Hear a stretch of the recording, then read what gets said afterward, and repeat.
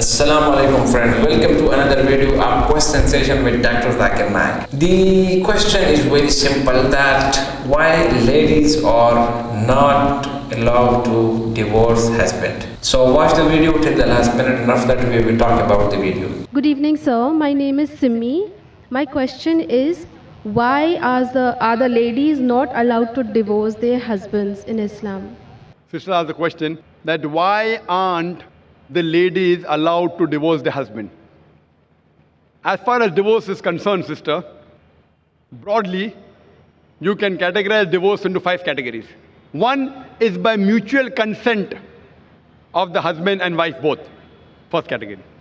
Second category, unilaterally by the will of the husband. Third category, that if it is mentioned in the nikah nama, when a woman is marrying a man, if she mentions the contract, by default, the authority is given to the man in the Quran. Why? I'll come to it later on. But in the nikah nama, since marriage is a marital contract, a woman can put down any clause in marriage which is not prohibited in the Quran. She can even say that I do not want my husband to take a second wife, because marrying more than one wife is not compulsory in Islam. If the boy agrees, he marries, otherwise they don't marry. She finds a new boy and he finds a new girl. But she can put the clause that I do not want you to take a second wife as long as I am alive. But you cannot put a clause which is against the Quran. You can't put a clause saying I don't want you to offer prayer, because offering salah is compulsory. You can put a clause which is optional. Similarly, she can put a clause that I too want to give unilateral divorce. It's called as talaq-e-tawfeed or isma.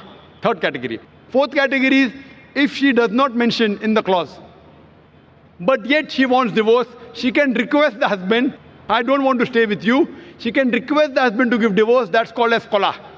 And the fifth category, if the husband does not agree, and if the husband ill-treats her, she can go to the qazi, she can go to the judge, and she can take nikah-e-fask.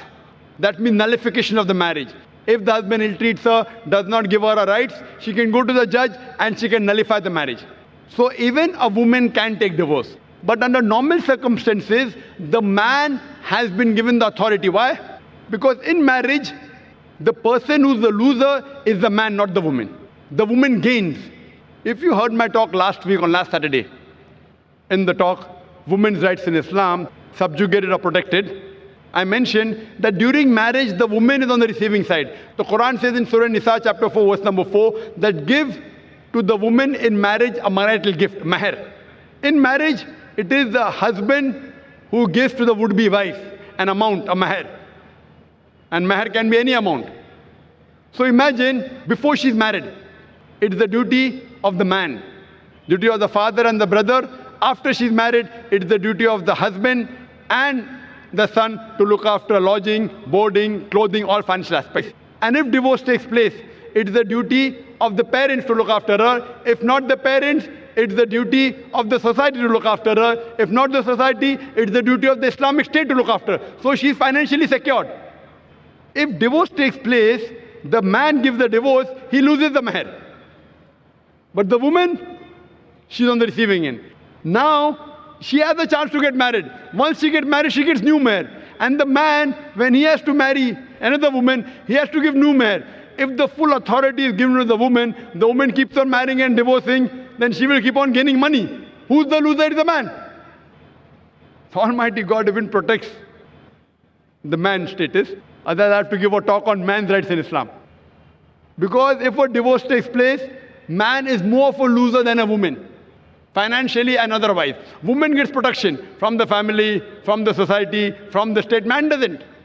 So because of that, Allah Almighty God has secured the man. But yet if the woman wants, she can mention in the marital contract, she too can give divorce.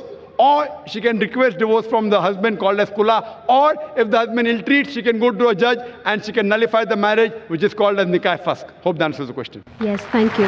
Welcome back friends. The question was very interesting, that why the ladies are not allowed to divorce her husband. Actually, if you look, so in Islam, the husband and wife have some rules and some regulation. The husband have authority to divorce his lady, his wife. Like for example, if you marry to someone and if your life are not going very good, you are step by step in your life, there is fighting, there is misunderstanding between you and your wife. So Islam gives you a very proper way to divorce your wife, and after that then marry to someone else.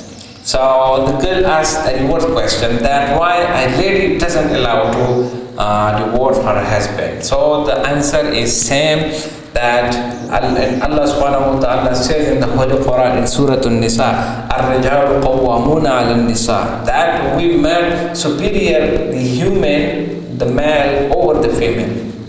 And if we look at our society, so the human, especially the males, they are very clever, they are very broad-minded. You know, they have a lot of wisdom in their mind.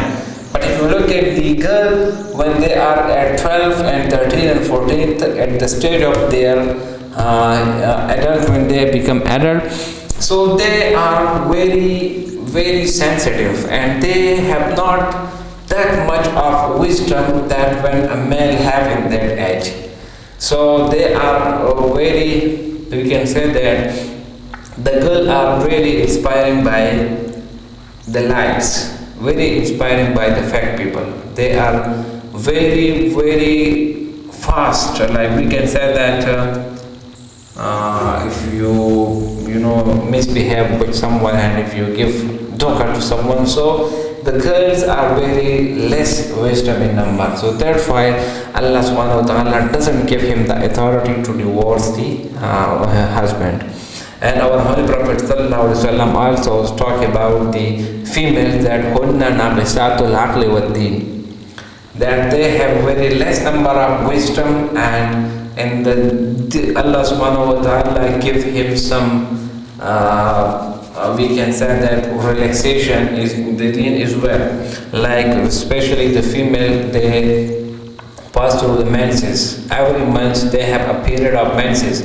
So I think during their menses period, they are not allowed to do the prayers. They are not allowed to do the recite the Holy Quran. But the male is male, and every walk of life and every minute he can offer the prayer, he can recite the Holy Quran. So that's why Allah subhanahu wa ta'ala gives little priority to the male over the female. So that's why, that is the reason that the female have less number of mind. They are not very good at the wisdom point. So that's why Allah subhanahu wa ta'ala doesn't give him the control to divorce the husband. I hope you like the video. If you like the video, subscribe the channel and share it with your friends.